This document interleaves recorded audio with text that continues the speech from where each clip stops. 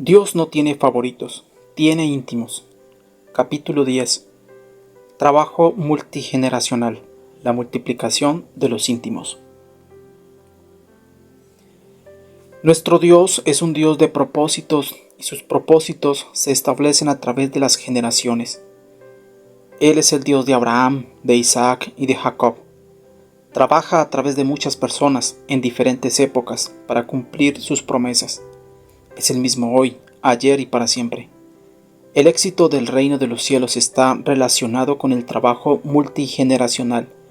Y si Dios piensa en las generaciones, sus íntimos también deben pensar en ellas. Un íntimo del Padre es aquel que ama lo que Él ama y odia lo que Él odia.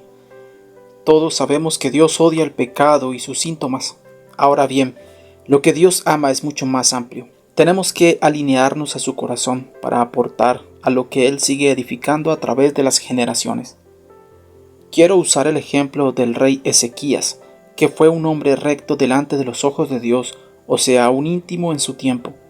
Pero su final no fue tan exitoso. Es importante tener en cuenta las advertencias que recibimos al conocer esta historia.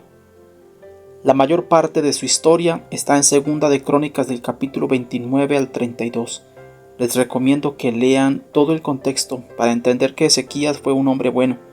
Fue una especie de reformador para la nación de Israel, tanto en lo espiritual como en los avances socioeconómicos, pero no pensó en sus generaciones y ese fue su peor error. En lo espiritual limpió el templo, sacó toda inmundicia de la casa de Dios, activó el servicio de los sacerdotes y levitas, quitó toda idolatría de los lugares altos, restauró la Pascua, una celebración de adoración pública en Israel y muchas otras cosas importantes. En lo socioeconómico fue exitoso en los emprendimientos, construyó ciudades, expandió la agricultura nacional, aumentó las ganancias de importación y exportación. Dice Segunda de Crónicas 32:30 que fue prosperado en todo lo que hizo. Mas en lo referente a los mensajeros de Babilonia que enviaron a él a causa de los prodigios que habían acontecido en el país, Dios lo dejó para probarle, para hacer conocer todo lo que estaba en su corazón. Segunda de Crónicas 32:31.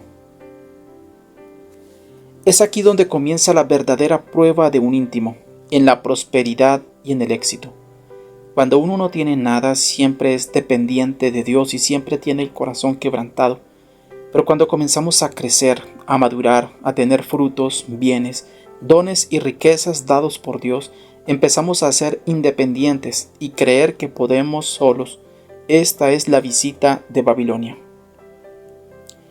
Es interesante que en ese texto de Crónicas no se relatan los detalles de la visita de los babilonios, pero en el libro del profeta Isaías hay un capítulo entero, el capítulo 39, dedicado a ese acontecimiento.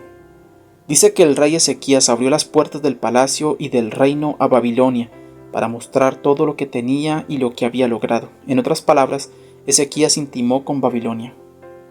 Estrategias de Babilonia. Babilonia en aquel tiempo era un reino, una tierra física. Hoy es un sistema espiritual. Apocalipsis 17 y 18 habla de Babilonia como una ciudad, como una prostituta que ha contaminado la tierra y a algunos siervos de Dios. Es un sistema espiritual que se opone constantemente al reino de los cielos. Es una guerra de reinos. Así como el reino de los cielos se manifiesta a través de personas y de un estilo de vida, así también los ataques de Babilonia son a través de personas infiltradas en la iglesia y a través de conceptos de enseñanza que van en contra de los principios del reino de Dios.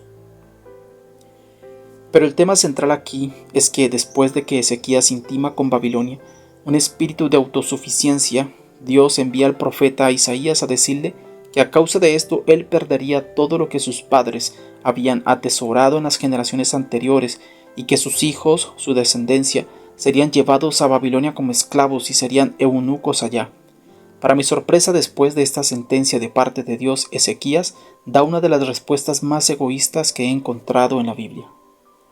La palabra del Señor que has hablado es buena, a lo menos haya paz y seguridad en mis días. Isaías 39:8. Qué tremendo esto. Es importante resaltar que el rey Ezequías era el mismo al que años antes Dios le había dicho a través del profeta que preparara sus cosas porque se iba a morir. Pero él clamó por ayuda y Dios le concedió 15 años más de vida. Y ahora en esta sentencia contra sus generaciones, en vez de clamar como hizo una vez, dijo en otras palabras: lo que has dicho es bueno, por lo menos que me vaya bien a mí, los demás que se arreglen.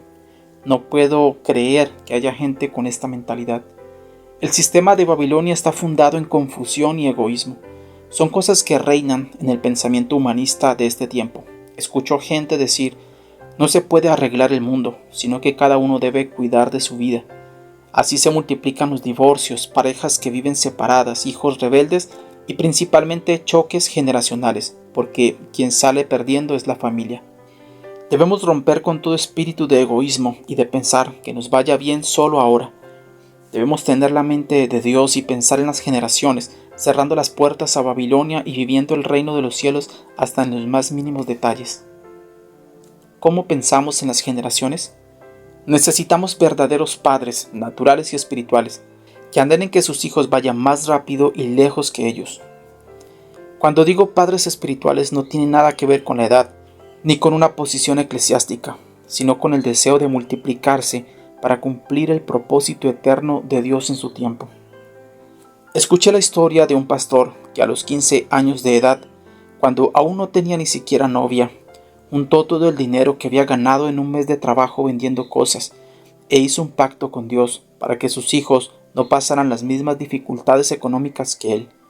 Hoy, muchos años después, todos sus hijos son exitosos en lo económico y en el ministerio, porque tuvieron un papá que pensó en ellos cuando aún era adolescente. Esto es lo que quiero decir, una mentalidad de padres que trabajan por las generaciones siguientes, más allá de la edad. Una vez fui invitado a predicar en un consejo de pastores de una ciudad. Cuando llegué me di cuenta que no había pastores jóvenes. Entonces pregunté cuántos de los que estaban ahí presentes tenían menos de 35 años.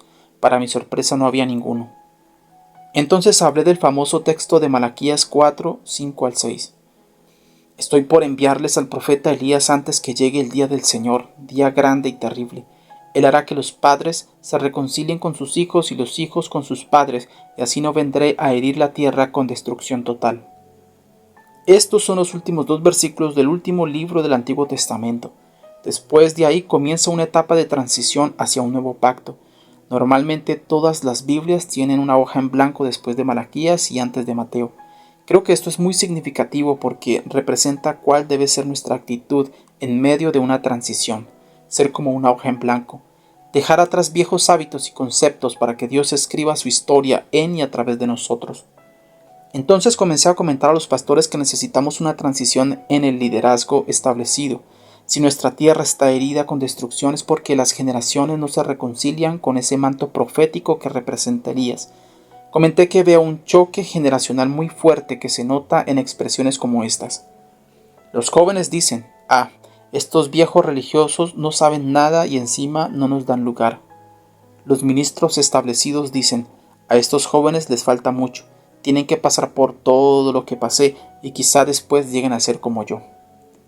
Me quedo pensando qué es lo que pasa. ¿No hay jóvenes que quieran comprometerse con el reino? ¿O no hay verdaderos padres que sean como plataformas que los impulsen a ir más lejos y más rápido? Yo creo que sí hay muchos niños, adolescentes y jóvenes de edad y espiritualmente hablando también que están muy dispuestos a hacer lo que Dios les pida. Solo falta que los que han abierto camino para el Evangelio, los que saben más, sirvan a la generación siguiente enseñándoles que no cometan los mismos errores y que su techo sea el piso de los nuevos. Todos sabemos que normalmente la generación siguiente va más rápido. Lo vemos por ejemplo hoy en día con la globalización, la tecnología, el internet. Como los hijos saben más que los padres y los hijos enseñan a los padres simplemente porque nacen con más agilidad y facilidad de adaptación a los cambios. Necesitamos aprovechar esta ventaja y no perdernos en ella.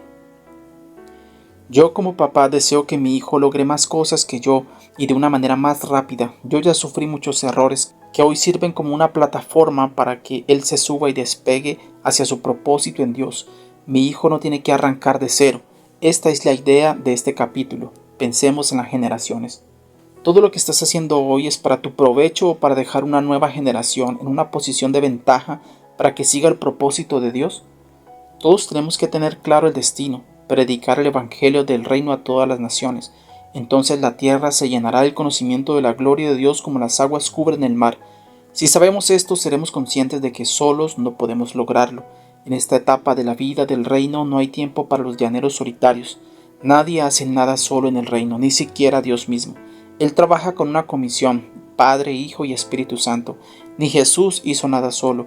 Él formó a 12 discípulos y antes de volver al Padre les quitó todos los topes y les dijo: aquel que cree en mí, obras mayores hará. En otras palabras, ustedes van a ir más lejos y más rápido que yo. En otra ocasión Jesús dijo a sus discípulos: no les dejaré huérfanos. Juan 14:18. Fíjense que Jesús nunca los llamó hijos, ni los discípulos trataron a Jesús de padre, pero las actitudes de Jesús hacia la generación siguiente eran las de una mente de paternidad que desea proseguir el propósito eterno de Dios. El trabajo multigeneracional se trata de enseñar a otros a enseñar. Cuando Jesús dio la gran comisión dijo: id por todo el mundo y prediquen lo que yo les he enseñado. Lo que me has oído decir en presencia de muchos testigos, encomiéndalo a creyentes dignos de confianza, que a su vez estén capacitados para enseñar a otros. Segunda de Timoteo 2:2. Íntimos esparcidos por la sociedad. Cuando Jesús dejó establecida a la iglesia como su cuerpo en la tierra, la idea era que podamos ser sus representantes. Jesús no puede manifestarse ni caminar por una ciudad si no tiene un cuerpo. Por eso nos nutrimos, nos alimentamos de su palabra y nos unimos como cuerpo de Cristo para ser la respuesta al clamor de la creación y ser la manifestación de su gloria. No me canso de decir que el sueño de Dios no es ver templos llenos, sino ciudades transformadas y naciones salvas. No podemos poner toda una ciudad dentro de un templo, pero sí podemos poner a toda la iglesia dentro de la ciudad. Esta es una forma de establecer el diseño del Padre en las generaciones. Toda la revelación y el conocimiento que estás adquiriendo mientras lees este libro sirve para que te multipliques en otros. Jesús nos dio vida en abundancia. Esto no quiere decir que vivamos bien y tengamos muchas cosas, sino que todo lo que Dios nos da rebosa y es para que otros vivan también el reino de Dios. De gracia recibimos y de gracia vamos a dar. Es como un virus que contagia, como una ola expansiva. Lo que comienza en tu vida se va a esparcir por donde quiera que vayas. Íntimos esparcidos por la sociedad cambiarán los ambientes y cualquier circunstancia adversa a la voluntad de Dios. Por muchos años hemos perdido generaciones enteras por la religiosidad. Antes pensábamos que servir a Dios era servir en el templo, cantar, predicar o limpiar. Por mucho tiempo, cuando alguien se convertía a Cristo, lo acomodábamos de acuerdo a las necesidades del programa eclesiástico y lo poníamos como una especie de ladrillo en la construcción de los intereses personales. Esto es Babilonia, una torre que se construye con ladrillos todos iguales, pero la iglesia se edifica con piedras vivas, cada uno con su particularidad, y por eso cada piedra debe ser ubicada en el lugar en el cual Dios la pensó. Testimonio. En mi familia somos 3 hermanos varones. Mi hermano mayor y yo siempre tuvimos facilidad para la música y para la puesta en escena, pero nuestro hermano del medio no. Él intentó de todas las maneras participar de nuestra forma de hacer iglesia en la época. Intentó tocar algún instrumento, predicar, liderar, etc. Hasta que un día se hartó y dijo: la iglesia no sirve para mí, y se dedicó a terminar su universidad de periodismo. Hoy es un periodista profesional trabajando en uno de los diarios más importantes de Brasil. Dios le dio gracia en eso. Él tiene hoy una influencia muy grande a nivel social. Lo que él dice o escribe tiene peso. Ahora bien, si él estuviera dentro de 4 paredes intentando hacer algo para lo cual no fue creado, perdería el nivel de influencia que Dios le quiso dar en esta vida. Su don, combinado con la visión de reino y una pasión por Cristo, resultará en la manifestación del gobierno de Dios en la sociedad. Necesitamos de íntimos de Dios en todas las áreas de la sociedad. Vi una estadística una vez que decía que solamente un 3% de la congregación cristiana tendrá una posición eclesiástica, o sea, predicar, tocar o cantar. Y los otros 97%, ¿qué hacen? ¿Van a estar como espectadores toda la vida separando lo espiritual de lo secular? Llegó el tiempo de gente que entienda que es una piedra viva en la construcción de Dios y solamente tiene que encontrar su lugar, porque tu don es tu lugar en el cuerpo de Cristo. ¿Qué concluiremos, hermanos? Que cuando se reúnan cada uno debe tener un himno, una enseñanza, una revelación, un mensaje en lenguas o una interpretación. Todo debe hacerse para la edificación de la iglesia. 1 Corintios 14:26.